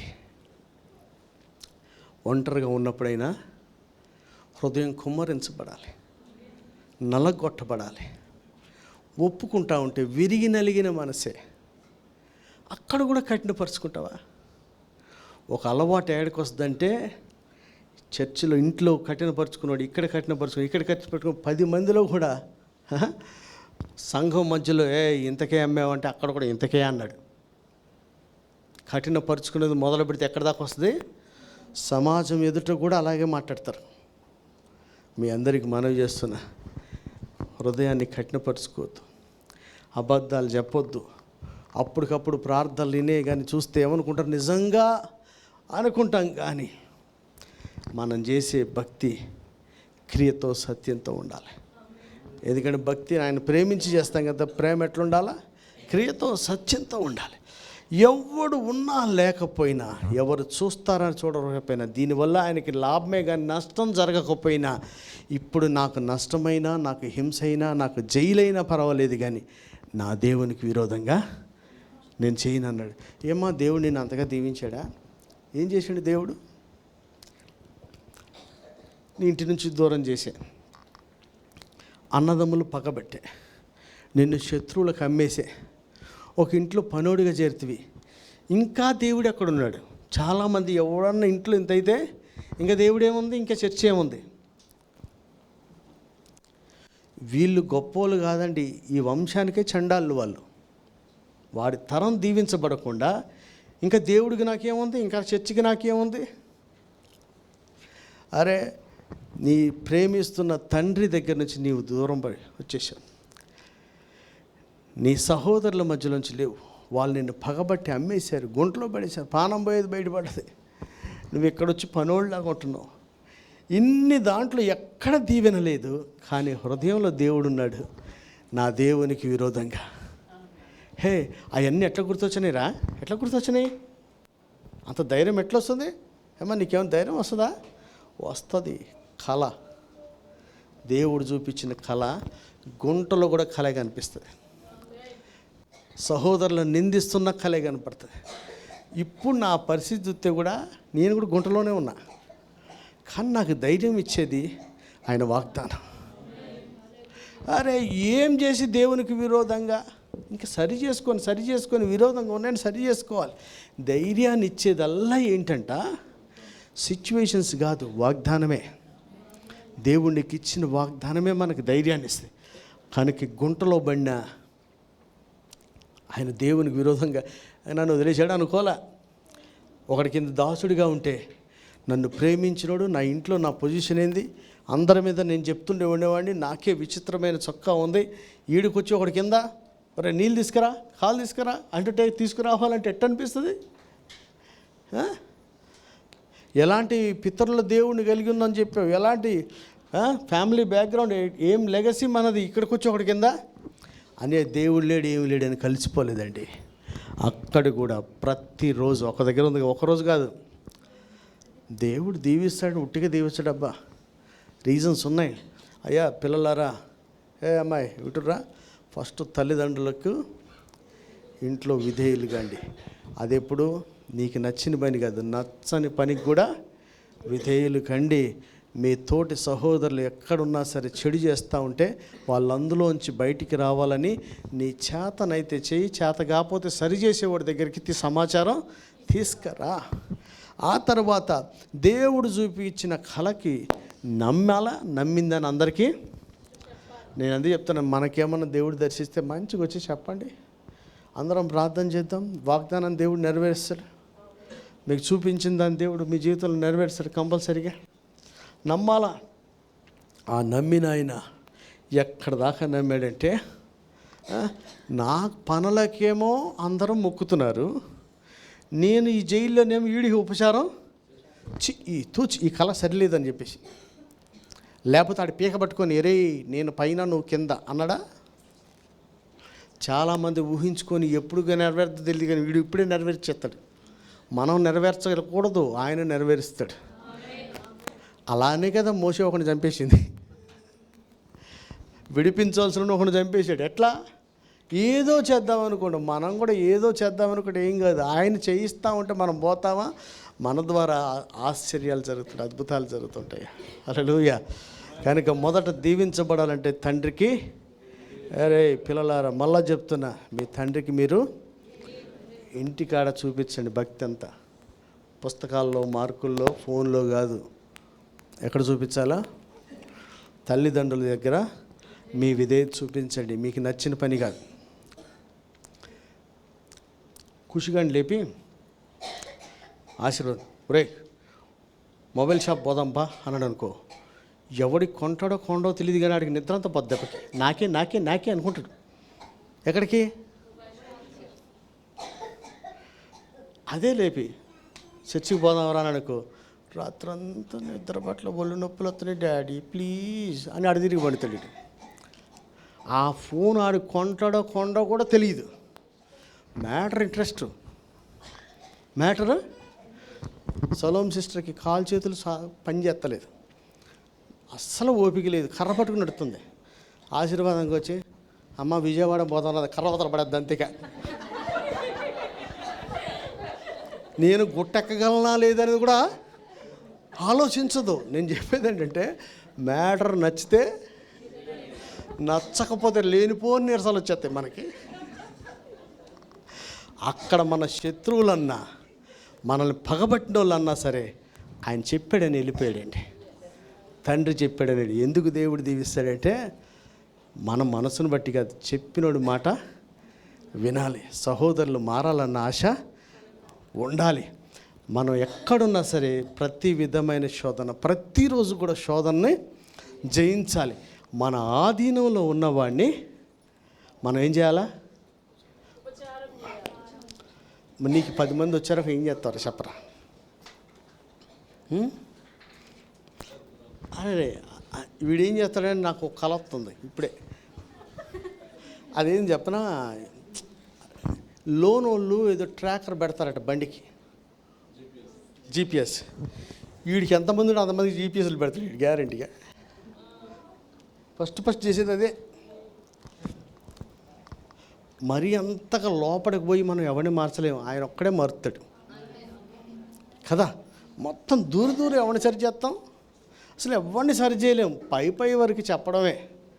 కానీ ఆయన ప్రేమ రాజ్యాన్ని స్థాపించుకొచ్చాడు, ప్రేమతో జయించాడు. మనం కూడా ఖండించినా గద్దించినా దాని వెనక ప్రేమే ఉండాలి, కానీ మన బాసిజం ఉండకూడదు. తిట్టొద్దు, దాంట్లో తిట్టు కొట్టు ఏమైనా చెయ్యి, దాంట్లో ఏముండాలా? ప్రేమనే ఉండాలి. కానీ నీ పైన నేను పైన నువ్వు కింద అన్న భావన ఉండొద్దు. జైల్లో వచ్చిన వాళ్ళకి ఈయన అంటే ఏంటంటే, మన క్యారెక్టర్ ఎట్లా ఉండాలా? మనం వాడిని ఒకటి వేయగలగం, అయినా వేయొద్దు, వాడిని వేయొద్దు. అలాంటి యాటిట్యూడ్ కనుక మనకుంటే, తను తాను తగ్గించుకునేవాడు, అరే నువ్వు తగ్గించుకోబా దేవుడు నిన్ను హెచ్చిస్తాడు. అలాంటి యాటిట్యూడ్ ఉన్నవాడిని మొదట దేవుడు ఆశీర్వదించాడు. హల్లెలూయా. మళ్ళా చెప్తున్న పిల్లలారా, ఒరే వేదవా, వీడి పేరేం పేరే, మీ కొడుకు పేరేంది? అరే జాయ్, మీ నాన్న మాట వింటావా? నువ్వు వింటున్నావా? రెండోసారి అది చెప్పట్లేదు చూడు, ఒక్కసారి ఫస్ట్ ఇట్టాను, రెండోసారి వింటున్నావట అంటుండు. పోతారా? నాన్న మాట విను. అమ్మ అంటే పని మనిషిలాగా కనిపిస్తుందా? చెప్పినట్టు నువ్వు అది గిన్నెలు డ్యూటీ. జైల్లో ఎందుకు ఎత్తారు అన్ని పనులు? వాడి కాస్త అన్నిట్లో మలసబడాలి, నలగొట్టబడాలని డ్యూటీలు ఎత్తుంటారు. ఇల్లు ఎట్టుండాలి? జైల్లాగా ఉండాలి. ఎవరికి? లేత ఖైదీలు పారిపోతారు, బయటికి వెళ్ళిపోతారు. ఆ జైల్లోనే వీడి సత్ప్రవర్తన బట్టి మళ్ళీ మనమే విడుదల చేయాలి. పిల్లలకు పని నేర్పండి అబ్బా. ఆడి మొహం ఆడికేమొచ్చు, బామ్మర్ది కానీ మా అత్త మట్టని ఆడికేమొచ్చు, ఆడికి ఏం వస్తలేదు ఇప్పుడు కూడా. ఆడికి ఏమొచ్చురా, రానుడికి నేర్పియాలా? నేను విదేశాల్లో చూస్తుంటా కదమ్మా, మీరు చూస్తారు లేదు, ఇంత పిల్లలు నీళ్ళతో ఈత నేర్పిస్తారు. ఆడికి వచ్చని నేర్పిస్తారా? అది అవసరమని నేర్పిస్తారు. తల్లిదండ్రులారా, మీ పిల్లలకి అన్నీ నేర్పించండి. పిల్లలారా, మీకు ఇష్టం లేకపోయినా వాళ్ళు తల్లిదండ్రులు ప్రేమించేవారని వాళ్ళు చెప్పే మాట వినండి. భాగ్యలక్ష్మి, నీ పేరేంది? భూలక్ష్మి, పక్కన కూర్చొని వింటుందా? వినకపోతే వినమని చెప్పు. సొంతంగా ఎవడేం సాధించాడే వినాలి, వింటేనే లెక్క. ఎందుకంటే ఇక్కడ వినలేని, ఎదురుగుండా కనపడే అమ్మ నాన్న మాట వినలేనాడు ఎరా ఖుషిగా కనపడని దేవుడి మాట ఎవడు వింటాడు? బైబిల్లో రాసింది, ఎదురున్న సహోదరుని ప్రేమించలేని వాడు కనిపించని దేవుడిని ఏం ప్రేమిస్తాడు? అసలు ప్రేమించలేరు. కనుక దేవుడు మనల్ని దీవించాలంటే నెంబర్ 1, మీరు తండ్రికి, ఇంట ఉన్న మీ తండ్రికి విధేయులు కండి, దేవునికి విధేయులు కండి. మీ సహోదరులను ప్రేమించి వాడి చరిత్ర నుంచి మలసపడాలని మీరు ప్రయత్నం చేయండి. మీ వీలు కాకపోతే తండ్రికి సమాచారం ఇవ్వండి. ఎంత విధేయత అంటే, నిన్ను పగబట్టారన్నా అసలే వెళ్ళి, అమ్మో వీడు అసలే పగబడ్డాడు, నన్ను ఏదో చేసేస్తాడని నీకు లోపల అనిపించినా చెప్పాడు కాబట్టి వెళ్ళాడు. ఇంత కష్టంలో కూడా, పొరుగు దేశంలో కూడా ఎవరున్నా లేకపోయినా ఇంకా దేవుడితో నాకేంటి అనుకోకుండా ఆయనకు విరోధంగా నేను ఏమి చేయను అనుకున్నాడు. ఆయన ఎక్కడున్నా సరే, నాకు ఈ దేవుడు నమ్ముకుంటే ఇన్ని కష్టాలు ఏంటండి, ఇన్ని కష్టాలు ఏంటంటే అనుకున్నాడా? అనుకోలేదు. కానీ నీ కళ ఏమైపోయింది అన్నాడు ఒకరోజన్నా? ఏమనుకోలేదండి. కానీ నేను దేవునికి విరోధంగా చెయ్యనని అనుదినం అని ఉంది అక్కడ. మీరు చూడండి, అనుదినము, ప్రతిరోజు శోధన, ప్రతిరోజు జయిస్తూ వచ్చాడు. ఇదంతా ఒక పార్ట్ అయితే యాటిట్యూడ్. ఇంకో మాట చెప్పనా? 5 నిమిషాలు ముగిస్తా. సెకండ్ హాఫ్ అంటారు కదా, ఇప్పుడే వినండి. నిద్రపోయిన వందలు ఎత్తారు సెకండ్ హాఫ్ అనగానే. ఏందండి తెలుసా? అధికారం రాకముందు యోసేపు, అధికారం వచ్చిన తర్వాత యోసేపు. ఏమీ లేనప్పుడు చూసి నెత్తి మీద ఒకటి వేయాలి మాట్లాడుతున్నాండి. ఏమీ లేనప్పుడల్లా ఎట్లున్నావో, ఏం వచ్చిన తర్వాత ఎట్లున్నావు, అన్నీ వచ్చిన తర్వాత ఎట్లున్నాడు. ఆయన సింహాసనం మీద కూర్చున్నప్పుడు తన సహోదరుల పట్ల ఏమన్నా పగ ఉందా? మనం దీవించబడిన తర్వాత పగ తీర్చుకునే పని ఎప్పుడు చేయొద్దు. దీవించబడిన తర్వాత పగ తీర్చుకునే పని, దేవుడు నిన్ను ఎందుకు దీవించాలంటే, నువ్వు దీవించబడినా వాడు తిండికి గతి లేకపోయినా, నువ్వు సింహాసనం మీద కూర్చున్నా వాడి మీద పెత్తనాలు చేయాలని అనుకోలేదు ఆయన. అస్సలు అనుకోలేదు. ఒక మంచి వ్యక్తికి ఎట్లాంటి మనసు ఉండాలంటే, దేవుడు నిన్ను దీవించినప్పుడు, నిన్ను ఇబ్బంది పెట్టినోడిని నా టైం వచ్చిందిరా అనుకున్నావు మనసులో, నువ్వు మళ్ళా గాడిదలాగా అయిపోతావు, వెనక్కి తిరిగిపోతావు, రివర్స్. నీ టైం రాలేదబ్బా. నీ టైం వచ్చిన మాట వాస్తవమే. పెత్తనాలు చేసేవాడికి ముద్ద పెట్టే ఆ టైం వచ్చింది నీకు. దాన్ని బట్టి దేవుని స్తుతించు, కానీ వాడి మీద పగ తీర్చుకునే పని దానికి టైం రాలా. అధికారం వచ్చిన తర్వాత, అధికారం రాక్రితం తండ్రికి విధేయుడు, అధికారం లేనప్పుడు దేవునికి విధేయుడు, అధికారం లేనప్పుడు సహోదరుల క్షేమం కోరినవాడు, అధికారం లేనప్పుడు ప్రతి విధమైన శోధన కూడా. అరే అమ్మా వింటున్నావా? సొలొమోను ప్రార్థన చేస్తే ఎట్లుంది? స్టార్టింగ్ అప్పుడే ప్రమాణ స్వీకారం. ఎట్టొచ్చింది మహిమ? మన ప్రమాణ స్వీకారంలో వాగ్దానాలని మళ్ళీ ఎలక్షన్ దాకా ఉంటాయా? ఆ సారథి కూడా అట్టే ఉంది. మహిమ దిగొచ్చినట్టు ప్రార్థన చేస్తే, ఒక ప్రార్థన చేస్తే అడిగిన దానికంటే ఎక్కువగా దేవుడిచ్చాడు. అలాంటి వాడి ముగింపు ఎట్టుంది? కానీ యోసేపుని ఎందుకు దేవుడు దీవించాడంటే, అధికారంలో ఉన్న తర్వాత కూడా ఎవడి మీద పగ చూపించలే. మనకు పవరు, ఒకడికి డబ్బు ఇచ్చి ఒకడికి పవర్ ఇచ్చి చూడాలట. రెండిట్లో యాటిట్యూడ్ తెలిసిపోతాయి. వీడికి డబ్బులు అంగడు కానీ పవర్కి అయితే చిత్రం నీరు కంటే ఘోరం అయిపోతాడు. డబ్బులేమి లెక్క చేయడు. పవర్ ఇచ్చామా మనం బంకర్లో దక్కోవాల్సిందే. నిజమబ్బా, నీకు తెలియని విషయాలు నాకు తెలుస్తాయి. నా గురించి నాకు తెలియనోడు నా పైనోడు చెప్తాడు ఎవడో ఒకటి. అన్నీ మనకేం తెలియదు. వీడియో నేను గమనించే డబ్బులేమి లెక్క చేయడు. ఇది మైక్ వచ్చిందా అందరు బంకరే. ఒకడు యాటిట్యూడ్ తెలవాలంటే ఏముండాలట? డబ్బు కానీ పవర్ కానీ, ఈ రెండు ఉంటే వాళ్ళ యాటిట్యూడ్ మనకి తెలిసిపోతాయి. డబ్బులు ఉన్నాయి, పవర్ రెండు ఉన్నాయి, కానీ యాటిట్యూడ్ ఎట్లా ఉందంటే తనను అమ్మేసిన వాళ్ళని, తను ఎగతాళి చేసిన వాళ్ళని, తనను చంపుదామని ప్రయత్నం చేసిన వాళ్ళందరి మీద కూడా ఇంత కూడా పగ తెచ్చుకోలేదు. కాక పైకి ఏమన్నాడు తెలుసా? మీకు పోషించడానికి దేవుడు నన్ను పంపించాడేమో, మీరేం భయపడకండి అన్నాడు. బా ఏం మాట అబ్బా! ఒకరిని దీవించాలంటే ఈ లక్షణాలు మనకి ఉండాలబ్బా. పొజిషన్ రాగానే ఏమనిపించాలి? నా పొజిషన్ మిమ్మల్ని పోషించడానికి అనుకోవాలి, కానీ నా పొజిషన్ కాళ్ళు ఎగరేయడానికి అనుకోవద్దు. మనకి ఇవ్వబడిన ఈ పొజిషన్ కొంతమందికి సహాయం చేయడానికి, కొంతమందిని కరువు తీర్చడానికి అని మనం నమ్మితి మనల్ని హింసించిన వాడికి కూడా మొదట సహాయం చేశాడు. తన దగ్గరికి వచ్చిన వాడు ఏమన్నా అన్నాడా? ఎవరా గుర్తొచ్చినాయా పాత రోజులు? అప్పుడు కళ చెప్తే ఏమన్నావు అన్నాడా? అలా ఏమీ అనలేదు. తను గుర్తుపట్టాడు. వాళ్ళే గిల్టీ ఫీల్ అవుతుంటాం. ఈయన ఏమన్నాడంట? ఏమనుకోకండి అబ్బా, దేవుడే మీ ద్వారా ఈ పని చేపి నన్ను పంపించాడు.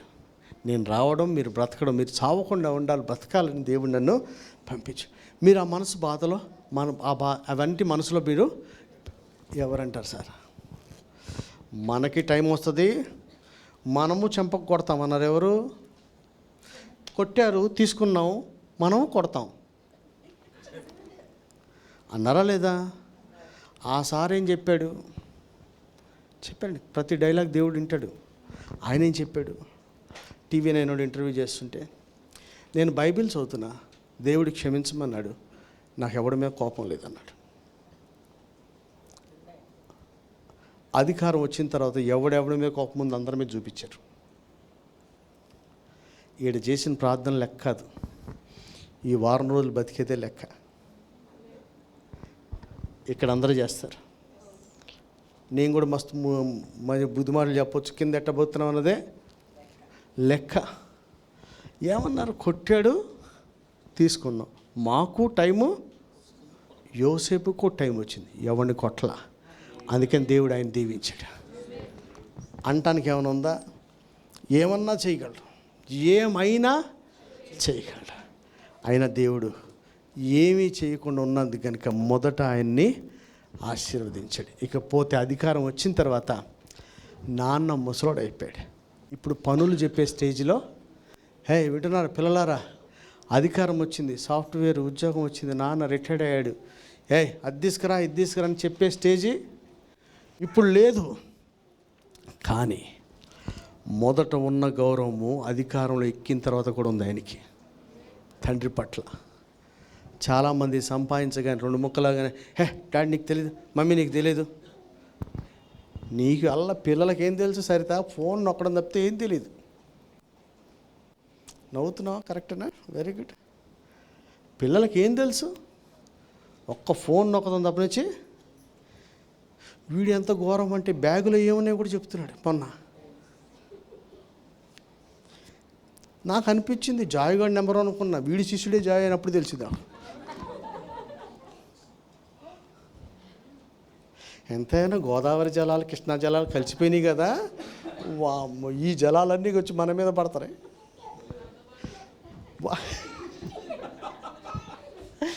వాళ్ళేమనుకున్నారు తెలుసా? ఈ పుణ్యనదులన్నీ మనం పవిత్రం చేస్తాం అనుకుంటున్నారు. ఒరే, మీకున్న తలాంతులను ఆయన కోసం వాడండి రా. అంత పెద్ద సింహాసనం మీదకి ఎక్కిన ఐగుప్తునంతటినీ వెళ్తున్నాయి. వీడు వాళ్ళ ఇంటికి పోతాడు నెక్స్ట్ ఇయర్. మీ నాన్న మీద పెత్తనం చేసావా? మంచి పద్ధతి కాదు.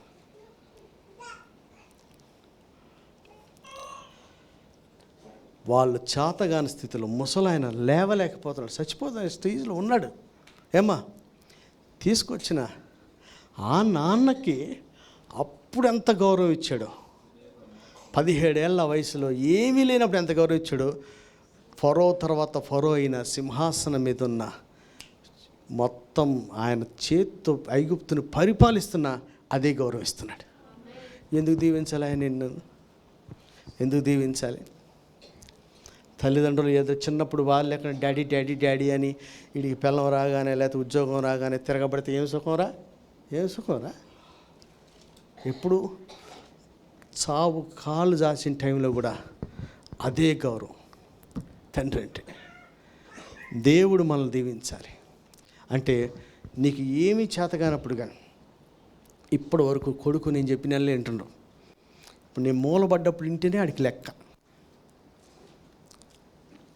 నేను పాకెట్ మనీ వేసేటప్పుడు, మా తమ్ముడు డబ్బులు ఇచ్చేటప్పుడు, కొనిచ్చేటప్పుడు వింటాం అనేది లెక్క కాదు.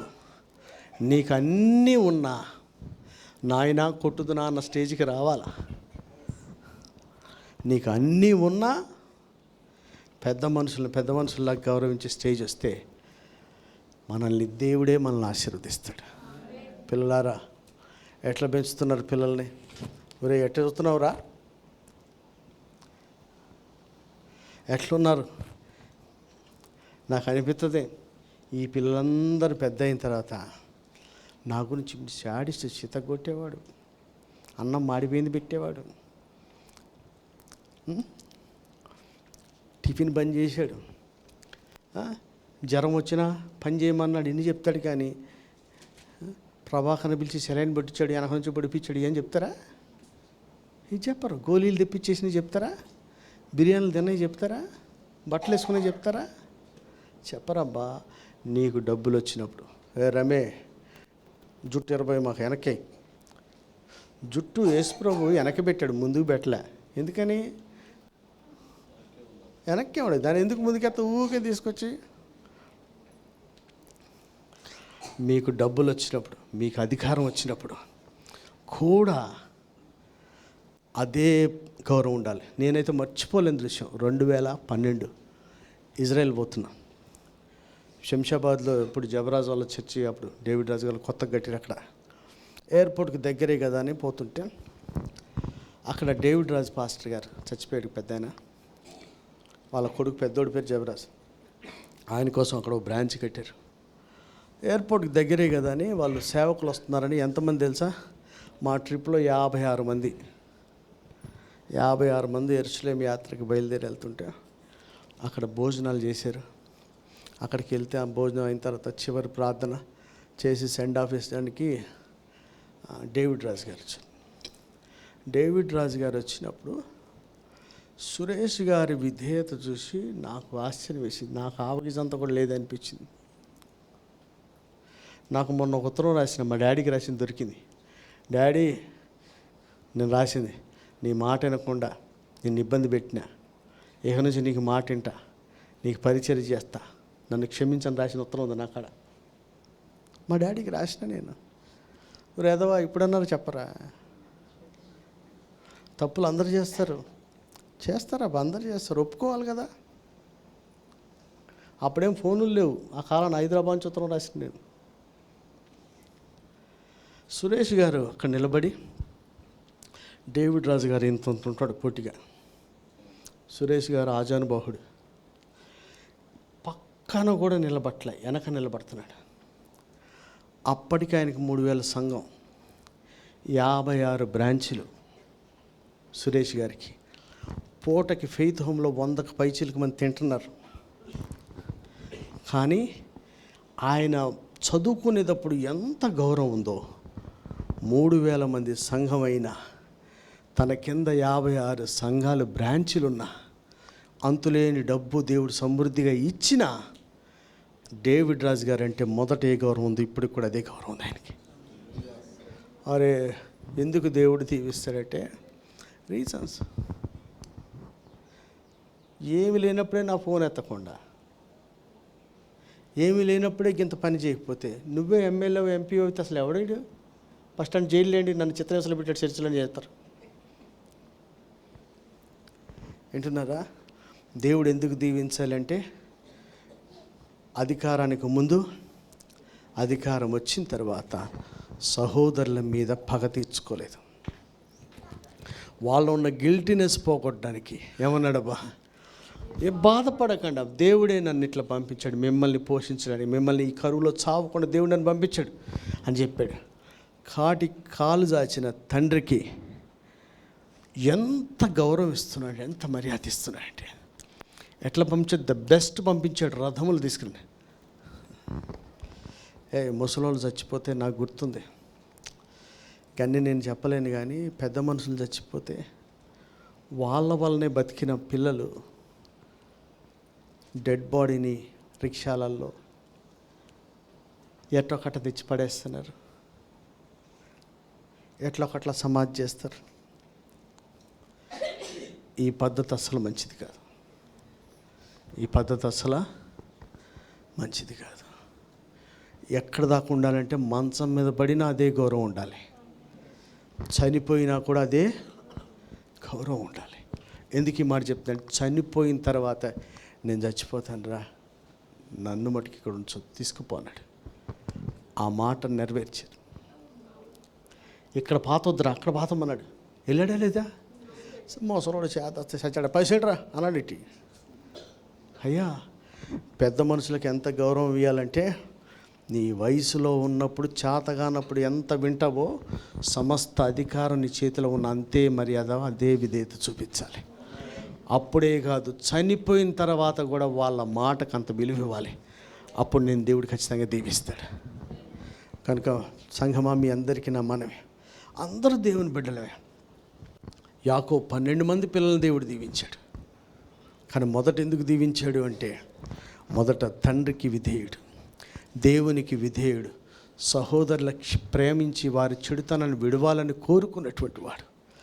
తన ఇబ్బందుల్లో కూడా దేవుడు ఏం చేశాడని అనలేదు, కానీ తనకు కలిగిన కళను బట్టి ఎదురు చూసినవాడే, కానీ ఒక్క మాట కూడా అనలే. ఎవడేం చేస్తాడు అనుకోలేదు, కానీ ప్రతిరోజు కూడా శోధనను ఒకటే మనసులో పెట్టుకున్నాడు, నా దేవునికి విరోధంగా నేను ఈ పని చేయాలను అన్న మనసు పెట్టుకున్నాడు. తన కింద ఉన్న వాళ్ళకి యాటిట్యూడ్ మనది ఎట్లా ఉంటుంది, మనమే నియమించబడితే మన కింద ఉన్న వాళ్ళకి ఉపచారం చేసిన వాడికి ఆయన చెప్పాడు కదా, బోధకుడనైన నేను మీ కాళ్ళు గడుగుతున్నప్పుడు మీరు మరీ నిశ్చయంగా మీరు ఒకరి కాళ్ళు ఒకరు కడుక్కోవాలి అని చెప్పాడు. ఎందుకని చేసి చూపించాడు. పవర్లో ఉన్న నేను నా కింద ఉన్న నీకే ఇట్లా చేస్తే నువ్వు సమానమైన వాడికి ఎందుకు చేయమన్నాడు. అంటే మన ప్రభు దగ్గర నేర్చుకున్నది ఏంటి, మనకు అధికారం వచ్చినా, మనకు అప్పగించబడిన వాళ్ళ మీద బాసిజం చేయొద్దు, పనులు చెప్పొద్దని కాదు, కానీ ప్రేమతోనే చాలా ఉపచారం చేసేవాడిగా ఉన్నారు. చివరిగా తన తండ్రి విషయంలో అధికారం వచ్చిన తర్వాత సహోదరుల మీద పగ తీర్చుకోలేదు. వెల్ సెటిల్డ్, వెల్ ఆఫ్ అయిపోయినవా, 100 కోట్లకు వచ్చినవా, నేను అనుకుంటున్నా నాకు ఎట్టైనా 100 కోట్లు వస్తాయి. నేను మా బిడ్డకి చెప్పిన, ఏమైనా నువ్వు చార్టెడ్ అకౌంట్ చదువు, మన లెక్కలు మనం వేసుకున్నా సరిపోద్ది, వీళ్ళందరూ ఎందుకు వస్తాయి బా. మనోజ్ గారు లేడు, ఆడో బస్తా పట్టుకుంటూ తిరుగుతున్నాడు. అవును, నేను చెప్తున్నా 100 కోట్లు నా కోసం కాదు, 100 చర్చలు కడతాకి. నేను చెప్తున్నా, నేను నమ్మిన సిద్ధాంతాన్ని నేను నమ్ముకుంటున్నా, నాకు 100 కోట్లు వచ్చినా, 1000 కోట్లు వచ్చినా, 100 రూపాయలు వచ్చినా, ఇప్పుడు మనందరం ఆఫీసులో ఎలా చాయ్ తాగుతున్నామో అలాగే తాగాలి. ఆ స్థానం నేను ఉండాలనుకుంటున్నా, మీరు ఆ స్థానం పోగొట్టుకోకుండా ఉండండి. యాక్సెస్ అందరికీ ఉంటుంది, ముఖం చెల్లక రాలేని వాళ్ళు ఉంటారు. అలాంటి స్థితి రాకుండా చూసుకోవాలి. నేను కోరుకుంటున్నా, డబ్బును బట్టి కొత్తోడు కాదు, నాతో ఉన్నటువంటి వాళ్ళు ఉన్నారు, నాతో అడవుల పాలతో తిరిగిన వాళ్ళు ఉన్నారు, వాళ్ళందరూ కూడా నాతోనే ఉండాలని కోరుకుంటున్నా. నాకు కూడా అట్లాంటి మనసు రావాలని ప్రార్థన చేయి. ఎన్ని పైసలు వస్తే ఏమైంది, మనోడే, పరాయుడే కదా. యోసేపుకి ఏం మనసు అంటే, ఎంత అధికారం వచ్చినా, ఎంత వచ్చినా, తనకు అపకారం చేసిన వాళ్ళకు కూడా ఆయన కీడు తలంచలేదు, కానీ వారికి పోషించి వారికి ఉపకారమే చేశాడు. మళ్ళీ చెప్తాను, లాస్ట్లో తండ్రి అంటే యవ్వనంలో ఉన్నప్పుడు కాదు, చాతగానప్పుడు కూడా తండ్రి మాటే విన్నాడు. ఈ మాట గుర్తుపెట్టుకోమ్మా. యోసేపుకి పెట్టడం ఇష్టం లేదు, అక్కడ రాసింది అట్లా. ఇష్టము అట్లా పెట్టడం ఇష్టము లేదు, ఇష్టం లేనిది కూడా విన్నాడు. ఎప్పుడు? అప్పుడు వాళ్ళ దగ్గరికి వెళ్తే పగబట్టారన్న సంగతి తెలుసు, అయినా విన్నాడు. ఇక్కడ దీవించేటప్పుడు కూడా చేతులు మార్చడం కూడా ఇష్టం. ఎంత చక్కగా బైబిల్ ఇష్టము లేదు, అయినా కాదనలే. పెద్ద ఆయన మాట నీకు నెగ్గింది. కాళ్ళు కాళ్ళకు ఏమంటారు, కాటికి కాళ్ళు జాపే టైంలో కూడా మన పెద్దోళ్ళ మాటే చెల్లేటట్టుగా మనం అంత తగ్గించుకోవాలి. చనిపోయాక కూడా వాళ్ళ మీద గౌరవంతో వాళ్ళ మాటను మనం నెరవేర్చాలి. ఇలాంటి లక్షణాలు ఉన్నాయా? నేను చెప్తాను. నెంబర్ 1 తండ్రి, నెంబర్ 2 దేవుడు. సీక్వెన్స్లో చెప్తున్నా కాబట్టి నెంబర్ 2 దేవుడు ఏంటనుకో, మళ్ళీ ఒకటి పెట్టకండి. ఫస్ట్ నీకు కనబడిన తండ్రికే విధేయుడు కానివాడివి, దేవునికి ఏమి చేయలేవు మనం. మూడవదిగా సహోదరుల పట్ల పగ పెట్టుకోకూడదు. ఒక ఫ్యామిలీ అన్నాక, ఒక చర్చ్ అన్నాక ఏ ఒకటి వస్తుంటాయి. చెడుతనం చూసి వీడు ఇంతే అని ముద్రేసి ఆయన రహస్యంగా ఫోటో తీసి ఎక్కడ పెట్టకండి. వాడు మారాలనే ప్రయత్నం చేయాలి. మీ వల్ల అయితే చేయండి, చేయకపోతే చేయగలిగినోడికి చెప్పండి. తర్వాత ఎక్కడో ఉన్నప్పుడు ఎవడు చూడలేదనుకోవద్దు, దేవునికి విరోధంగా నేను ఏ పని చేయను అనుకోవాలి. ఆ శోధనలు ఎప్పుడు ఉంటాయటబ్బా? ప్రతిరోజు. మీకు నాకు అందరికి కూడా ప్రతిరోజు ఒక్కొక్కరికి ఒక ఏరియాలో ప్రతిరోజు వస్తూనే ఉంటాయి. ప్రతిరోజు జయించాలి. ఎవరిని దృష్టిలో పెట్టుకొని? అప్పుడు శిరీష చెప్పింది కదా, నాతో గొడవ పెట్టుకుంటుంది, ఏదంటే డిస్కషన్. అప్పుడు తనకు తాను అనిపించిందట, మా అత్తమ్మ ఉంటే నేను డిస్కషను చేస్తానా, చెయ్యను కదా అన్నప్పుడు, అత్తమ్మ ఎప్పుడో ఒకసారి ఉంటుంది, ఎప్పుడుండే దేవుడి ముందు ఎట్లా డిస్కషన్ చేస్తాం అంటే, దేవుడు ఉంటాడు అన్న స్పృహ వచ్చినప్పుడు డిస్కషన్ పీక బిస్కాలనిపిస్తుంది, ఎవరు లేడు. కానీ దేవుడు ఉంటాడు అన్నప్పుడు ఏమవుతుంది, చెయ్యి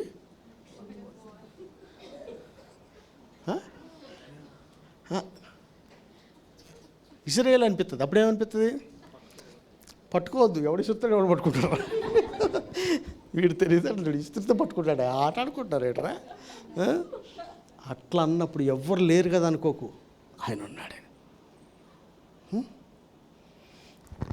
ఆ నిద్రపోతున్నాడు చూడు, వాణ్ణి చూస్తే గనక రాముడు మంచి బాలుడు అని పుస్తకాలు రాశారు కదా, ఆశీషు మంచి బాలుడు, ఏమీ తెలియదు, ఫిన్ని అని పొల్ల పెడుతుంటాడు మనకన్నీ.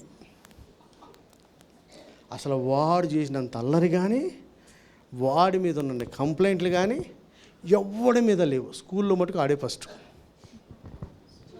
ఫస్ట్ ఇన్ క్లాస్ బ్యాచ్ ఆడికే ఉంటుంది. కానీ ఇంటికాడికి వస్తే ఎన్ని పొలాలు పెడతాడో. అయ్యా, మీకు సొసైటీలో మంచి పేరుందేమో, ఆఫీస్లో మంచి పేరుందేమో, ఇక్కడ కూడా మంచి పేరు ఉండండి. ఫస్ట్ మీ అందరికీ మనవి చేస్తున్నా, పవర్ రాక్యతం యోసేపు ఎట్లున్నాడు, పవర్ వచ్చిన తర్వాత ఎట్లున్నాడు. పవర్ వచ్చిన తర్వాత కూడా తండ్రిని గౌరవించాడు. పవర్ వచ్చిన తర్వాత కూడా పగ తీర్చుకోలేదు. పవర్ వచ్చిన తర్వాత కూడా తనకి ఇష్టం లేని పని ముందు ఎలా చేశాడు, ఇష్టం లేని పనికి చేస్తున్నా దానికి సమ్మతించాడు. పవర్ వచ్చిన తర్వాత కూడా ఇలాంటి పనులు మనం చేయగలిగితే, ఎంతమంది అన్నా క్రైస్తవులు ఉండని, చర్చిలో ఎంతమంది అన్నా ఉండని, ఇప్పటికైనా మనం విధేయత చూపించగలిగితే బైబిల్లో ఉంది కదా, మొదట దీవించాడు, రెట్టింపు దీవెనిచ్చాడు. రెండు ఉన్నాయి. మొదట దీవించాడు, రెండవదిగా సహోదరుల కంటే ఎక్కువ దీవించాడు. మొదట దీవెన, రెట్టింపు దీవెన రెండు మనకు వచ్చినట్లుగా మన తండ్రికి మనం విధేయులవుదాం, దేవునికి విధేయులవుదాం, సహోదరుల మార్పు కోరుకుందాం. మన ఇబ్బంది పెట్టిన వాళ్ళ మీద పగ తీర్చుకోవద్దు. ఎక్కడున్నా లేకపోయినా దేవుడు ఉన్నాడన్న భయంతో ప్రతి విధమైన శోధన చేద్దాం. పవర్ వచ్చిన తర్వాత కూడా చావడానికి సిద్ధంగా ఉన్న తండ్రికి మొదటి స్థానమే ఇచ్చాడు ఆయన. ఇంకా మళ్ళీ చెప్తే ఇష్టము లేకపోయినా, ఆ మాట బైబిల్ రాసింది, ఇష్టము లేదు కానీ తండ్రి ఇష్టమే నెరవేర్చబడింది అక్కడ. అలాంటి మంచి మనసు కలిగి ఉండండి. నిన్ను ఫలించుకోమగా చేస్తాడు, నీకు రెండంతల దేవుడు దీవిస్తాడు. కనుక విధేయత, భయభక్తులు, తల్లిదండ్రులను సన్మానించటం, సహోదరులను ప్రేమించటం, క్షమించడం నేర్చుకుంటే మొదటి దీవెన, రెండంతల దీవెన దేవుడు మనకు అనుగ్రహిస్తాడు. దేవుడి ఈ మాటలు దీవించుగాక. ఆమేన్.